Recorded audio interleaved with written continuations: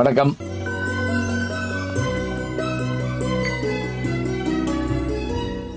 நான் நேற்று பார்த்தேன், அதாவது சமீபத்தில் பார்த்த படம். நான் கொஞ்சம் வெளிநாடு போயிருந்ததுனால படம் ரிலீஸ் அன்னைக்கே பார்க்கணும்னு வச்சுருந்தேன். நேற்று பார்த்த படம் எதுன்னு கேட்டிங்கன்னா டூரிஸ்ட் ஃபேமிலி. ஏற்கனவே இதனுடைய ப்ரமோ நான் இதில் பார்த்துருக்குறேன். இந்த வீட்டில் தான் நீங்கள் வாழ போகிறீங்க. அதோட மட்டும் இல்லாமல் எனக்கு பிடிச்ச ஹீரோ, நம்முடைய மண் வாசனையோடு இருக்கக்கூடிய ஒரு மிகச்சிறந்த நடிகர், இயக்குனர், தயாரிப்பாளர் என பன்முக திறமைகளை கொண்ட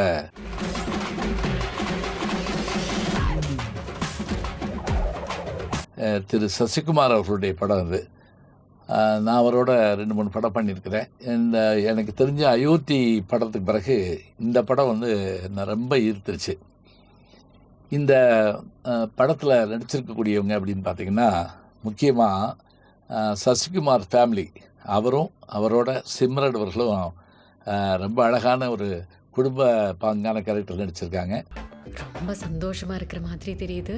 அவங்களுக்கு பிள்ளைகள் 2 பையங்க. ஒருத்தர் மூத்தவர் நிதின் அவர் பேர், அதே மாதிரி முள்ளிங்கிற பேரில் வரக்கூடிய கமலேஷ். இந்த 4 பேர்.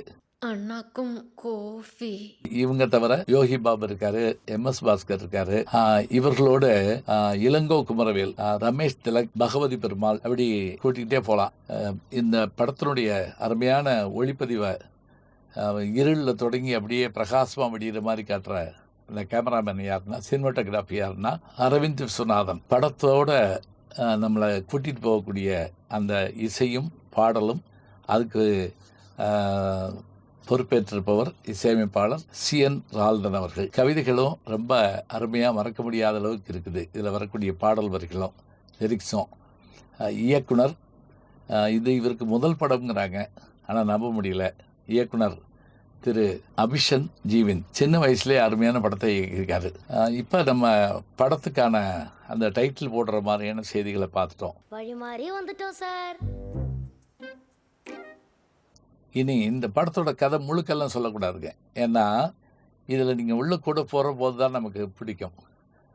அந்த முதல்ல இலங்கையில் புறப்படுறாங்கிறதுக்கு ஒரு டைட்டிலும், அவங்க ராமேஸ்வரம் தனுஷ்கோடி கரையில் இறங்குறாங்கங்கிறதும், இரவு நேரத்தில் அவங்க மேலே பாய்ச்சப்படுற ஒளி, அவங்க புலம்பெயர்ந்தவர்களாக வர்றாங்க. விசரன் மாதிரி கதைச்சு கொண்டு இருந்தால் புனியை வச்சு சுற்றுவாங்களடா. போலீஸ் அவர்களை என்கொயரி பண்ணுது. அவங்கள வர சொல்லி காப்பாற்றக்கூடிய, அதாவது இந்த கதாநாயகன் சசிகுமார் அவர்களுடைய மைத்துனர், அந்த பொறுப்பில் இருக்கிறவர் யோகி பாபு. இப்போ இவங்க எல்லாரும் அப்படி திணறிட்டு இருக்கப்ப, பேர் என்ன, அதென்ன இதென்னு கேட்குறப்ப சட்டுன்னு அந்த சின்ன பையன் அடிப்பாங்க பிரமாதமாக.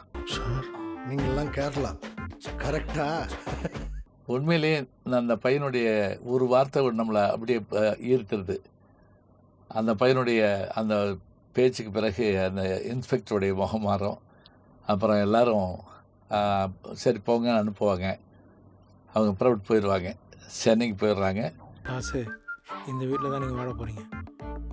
சென்னையில் அவங்க வெறும் ஆட்களாக புலம்பெயர்ந்தவர்களாக வந்து பிறகு எப்படி ஒரு அவர்களுடைய அந்த ஊரையே தன்னோடு சேர்த்துக்கிற மாதிரி அந்த தெருமுழுவடு இருக்கக்கூடிய ஆட்களை எப்படி அவங்க இருக்கிறாங்கங்கிறதாங்க கதை.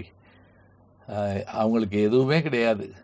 அதாவது சொந்த மண்ணை விட்டு, மனிதர்களை விட்டு, சூழல் காரணமாக அவர்கள் வந்தவர்கள் இங்கே என்ன கஷ்டப்படுறாங்க. அதுவும் ஒரு முதல்ல என்ன நடந்துச்சுன்னு சொல்கிறப்ப ஒரு பயங்கரமான அந்த தாக்குதல் நடக்கிறதையும் காட்டுவாங்க போலீஸ் ஸ்டேஷனில். கேஷ்வா நகரில் ஸ்ரீலங்கன் டபுள்ஸ் அதை கதையோடையே நகட்டிக்கிட்டே வருவாங்க. இப்போ இவங்க அங்கே சேர்ந்து தங்களுடைய குடும்பத்தை அமைச்சுக்கிட்ட போது இவங்க என்னென்ன சிரமங்களை எடுத்துக்கிட்டாங்க. இதே நேரத்தில் இவங்க இருந்த இறங்கின பகுதியில் ஒரு குண்டு வெடிக்கை.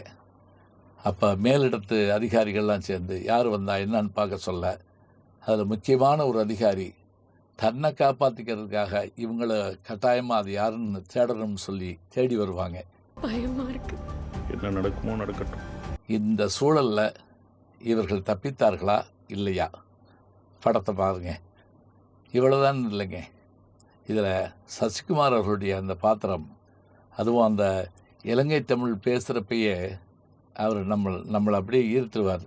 கடைசி மூச்சு இருக்கிற வரைக்கும் நான் உங்களை பார்த்துப்பேன். ஏற்கனவே நான் பார்த்த இந்த நானும் அவரோட நடிச்சிருக்கிறேன் பௌராளி படத்தில் வந்து அந்த ஹீரோயின் அடிபட்டு கிடக்கிறப்ப என்ன வேணும் அப்படின்னு கேட்பார். சிலோன் பரோட்டா. சிலோனே பிடிக்காது, பரோட்டாவா அப்படின்னு போவார் போகிற போக்கில். சிலோன் புரோட்டா வேணுமா அவங்களுக்கு? நமக்கு சிலோனே பிடிக்காது, இதுல புரோட்டா வேற. சரி, அந்த ஒரு நல்ல ஒரு கொள்கை கோட்பாடு உடையவர் சசிகுமார் அவர்கள். அதே மாதிரி இதில் அவர் தான் பாதிக்கப்படுகிற போது அந்த குடும்பம் எப்படி சங்கடத்தில் இருக்குது, பையனுக்கு மூத்த பையனுக்கு என்னென்ன இருந்தது, இளைய பையன் எப்படி பள்ளிக்கூடத்தில் போய் சேர்ந்தான், வச்சுட்டு இருக்கியா? பிறந்த மண்ண மக்களை எல்லாத்தையும் விட்டு வந்திருக்கேன். ஒவ்வொரு வீடாக அவங்க எப்படி அவங்க இருந்தாங்க. இதில் ரொம்ப மனசு உருக்கிற இடங்கள்லாம் பார்த்திங்கன்னா அந்த இளங்கோ குமரவேல் அவருடைய மனைவி, அவங்க அந்த குடும்பம் படுற பாடு, அதே போல் இவங்க குடியிருக்கக்கூடிய வீடே ஒரு இன்ஃபெக்டர் வீடு. அப்போ பகவதி பெருமாள் வீட்டு கீழே தான் அவங்க அவர் மாடியில் குடியிருப்பாங்க. அந்த வீட்டில் ஒரு பொண்ணு இருப்பாங்க. இனிமேல் எங்களோட வாழ்க்கையில் எந்த பிரச்சனையும் வராது. அவங்க யாருன்னு பார்த்தீங்கன்னா, நான் எங்கூட இப்போ சிங்கப்பெண்ணை சீரியலில் அந்த கதாநாயகனுடைய தோழியாக நடிக்கக்கூடிய யோகலட்சுமி அவர்கள். எல்லாருடைய பாத்திரங்களுங்க. அதுவும் எல்லா இடத்துலையும் சின்ன சின்ன சஸ்பென்ஸு. ஆச்சரியம், யுத்தம் நடந்த நாட்டிலிருந்து வந்திருக்காங்க, இங்கே ஏதேனும் யுத்தம் நடக்கணும், ஒரு சண்டை கிடையாதுங்க. ஆனால் நம்மளை அடிக்கடி கண்கலங்க வைக்கிறாங்க. அந்த கண்கலங்க வைக்கிறது செயற்கையாக இல்லைங்க. அது எம்எஸ் பாஸ்கருடைய ஒரு கேள்வி இருக்குது பாருங்க. இந்த மாதிரி தமிழ் பேசக்கூடாதுங்கிறீங்களா இல்லை தமிழே பேசக்கூடாதுங்கிறீங்களா அப்படின்னு அவர் கேட்குறப்ப ஆச்சரியமாக இருக்கும். படத்தில் என்டர்டெயின்மெண்ட்டான நிகழ்ச்சின்னு சொன்னால் பொழுதுபோக்கான நிகழ்ச்சியாக நிறைய இருக்குது. சின்ன சின்ன ஷார்ப்பான வசனங்கள், இந்த சின்ன பையன் செய்கிற குறும்பு, அதே மாதிரி சோகமாக இருக்கிறப்ப அந்த குடும்பமே திடீர்னு ஒரு மகிழ்ச்சி கடலில் ஆழ்த்துறது, அதுக்கான இசை வேணுங்கிற போது பழைய பாடல், அந்த ஒவ்வொரு பாடல் போடுறப்பையும் நமக்கு ஏற்படுற மகிழ்ச்சி.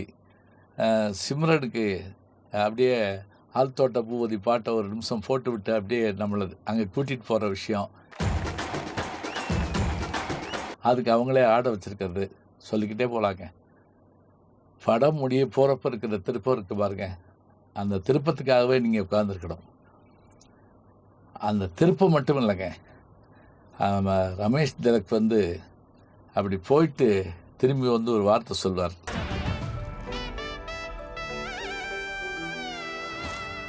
நம்ம அப்படியே எல்லாரும் எந்திரிச்சுன்னு கை தட்டம் போல் இருக்கு. ரொம்ப நாள் கழித்து ஒரு நல்ல படங்க, குடும்பத்தோடு போய் பாருங்கள். நான் அப்படி தான் பார்த்தேன். பேரன் பேத்தி பிள்ளை குட்டி எல்லாத்தையுமே கூப்பிட்டு போயிட்டேன். குடும்பத்தோடு காண வேண்டிய படம்னு அந்த காலத்தில் வால் போஸ்ட் அடிப்பாங்க. நான் உறுதியை சொல்கிறேன், டூரிஸ்ட் ஃபேமிலி குடும்பத்தோடு பார்க்க வேண்டிய படம். இதில் எல்லா வகையான செய்திகளும் இருக்கின்றன. அதோடு மட்டுமில்லை, மனதை நெகிழ வைக்கக்கூடிய, எதிர்காலம் என்றால் என்ன என்று தெரியாத நிலையில் ஒவ்வொருத்தருடைய மனமும் அது அவர்களுக்கு இருக்கிற பிரச்சனைகளும் அது சால்வாகிற விதமும் ஒவ்வொரு சிக்கல் முடிச்சவிழ்க்கப்படும் போது நமக்கு ஏற்படுகின்ற மகிழ்வுமாக இந்த படம் அற்புதமாக பின்னப்பட்டிருக்கிறது. சின்ன வயசுல காணாம பண்ணிட்டு பழசு கிடைச்சிட்டு. காலங்கள் மாறினாலும் களங்கள் மாறினாலும் போர்கள் ஏற்பட்டாலும் சோதனைகள் வந்தாலும் மனிதருக்குள் இருக்கும் மனிதன், நல்ல மனிதன் எப்போதும் எல்லோரையும் காப்பாற்ற வெளியே வருவான். இவ்வளவுதாங்க. மனிதர்கள்தான் இந்த உலகத்தை சிறப்படைய செய்கிறார்கள். இதை 2000 வருஷத்துக்கு முதல்ல ஔவையாரும் சொல்லியிருக்கிறார். எவ்வழி ஆடவர் நல்லவர் அவ்வழி நல்லை வாழிய நிலனே. எந்த இடத்தில் நல்ல மனிதர்கள் இருக்கிறார்களோ அந்த இடமே சொர்க்கம் என்கிறார் ஔவையார். இந்த படத்தில் நல்ல மனிதர்கள் ஒன்றிணையும் போது அந்த சூழல் நம்மை நெகிழ வைக்கிறது. யாராச்சும் புதுசாக வந்திருக்காங்களா?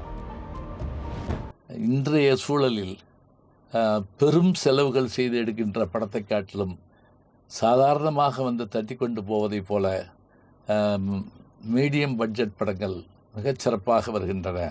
சிலோன் தமிழர்களா? நாங்களா டூரிஸ்ட். நம்முடைய டூரிஸ்ட் ஃபேமிலியும் அதேபோல் தன்னுடைய வெற்றி கொடியை பறக்க விடுகின்றது. இதில் நடித்திருக்கக்கூடிய அத்தனை பேருக்கும் நம்முடைய வாழ்த்துக்கள். வசனகர்த்தா, இசையமைப்பாளர், ஒளிப்பதிவாளர், இயக்குனருக்கு தாங்க நம்ம கை கொடுத்து வரவேற்கணும். இப்படிப்பட்ட இயக்குனர்கள் வந்தாங்கன்னா இன்னும் தமிழ் திரையுலகம் பெரும் சாதனைகளை புரியும். தம்பி க்யூட்டாக இருக்கானே, பேர் என்னப்பா? ஐயோ சரி, எந்த பேரு ஜோசப் குருவில். நம்முடைய சசிகுமார் அவர்கள் மீண்டும் வந்துவிட்டார் டூரிஸ்ட் ஃபேமிலி மூலமாக. வாங்க சினிமாவுக்கு போகலாம், டூரிஸ்ட் ஃபேமிலியோட போகலாம். நாளும் நல்ல தமிழ் கேட்க முனைவர் ஞானசம்பந்தம் அவர்களின் கேளுங்கள், கண்டிப்பாக கேளுங்க. நான் கேட்டுட்டு இருக்கேன்.